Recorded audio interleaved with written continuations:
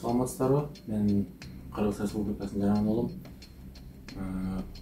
Россия Федерациясына жумуш издеп иштейин деген максат менен келген болчумун. Анан биринчи жолу Россияга келген болчумун 4 ай мурун. Республика Саха Айхал деген шаарга иштеп жүрүп, анан ушул эле күнү 14 август мен Москвага келген болчумун. Мени бияка служба акча үчүн служба өтөгөнгө деп чакырган. Көбүсү бул эми калп айтып согушка жөнөтөйүн деген максат менен алып келиштир. Анан мен муну билерим замат сразу Кыргыз Республикасынын посольствосуна кайрылдым. Москва шаарында жайгашкан. Аябай кубанычтамын. Бир заматта келишти.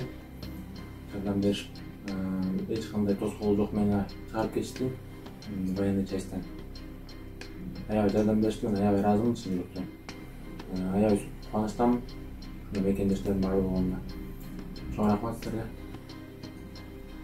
Ушу Москва шаарында жайгашкан кыргыз элинин консулуна аябай ыраазымын. Жана посольстводо иштеген бүт кызматкерлерге, башчысына